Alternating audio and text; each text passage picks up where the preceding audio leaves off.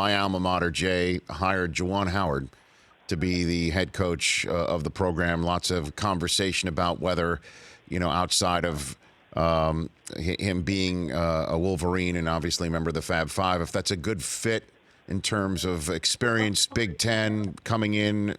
What did you make of that hire, Jay? I like it because I think Juwan is a really good coach. He's put in his time in the NBA. He clearly understands the game and understands coaching. I think he's ready for this. The only thing that you hope doesn't go too far is this whole Fab Five stuff. Like the resurrection of the Fab Five and legitimize. That doesn't matter. The players today don't care about that stuff. That's all great for Michigan, and I hope that some fences can be mended to the extent that some have been broken. But it's not about the Fab Five. That as great as that was, and it was fantastic. That was a long time ago, and it's over.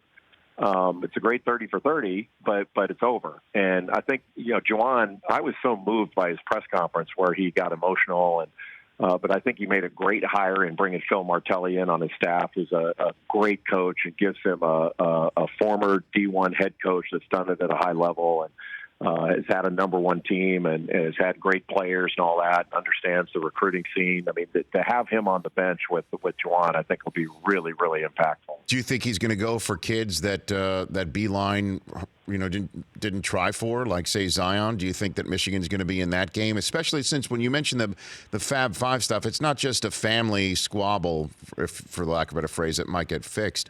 It's the fact that Jalen Rose, who's on ESPN every single day, and Chris Webber on Turner, and kids know who they are. Maybe he even brings LeBron in or Dwayne Wade. That might help some form of recruiting that.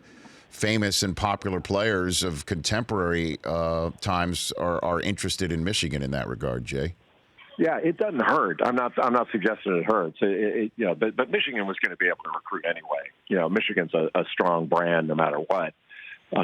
So now whether Juwan decides to recruit the top players, like John Beeline was losing players anyway. Jordan Poole just went into this draft, and Iggy Brastakis.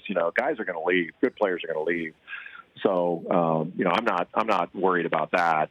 That's going to happen, and it's going to happen whether we change the one and done rule or not, because players are going to reclass. That's going to keep happening.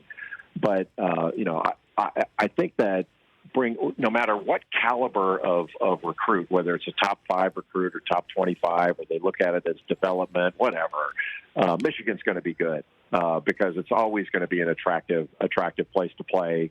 And they've always done well in recruiting, so I don't see any problem there. But I was just saying, and I don't mean to sound like the old guy that's had enough of the fact. I love the whole thing. It's just it seems like that's taken over. Like, okay, now the Fab Five is back, and you're like, no, they're not back. I mean, it's about the current players and making the environment the best for them, because that's where it's a future thing. Like Juwan Howard is there because. Michigan sees him as the future, not as a back to the future thing and bring the past back. For more of The Rich Eisen Show, tune to Audience Channel 239 on DirecTV for free on BR Live or download the Rich Eisen Show app.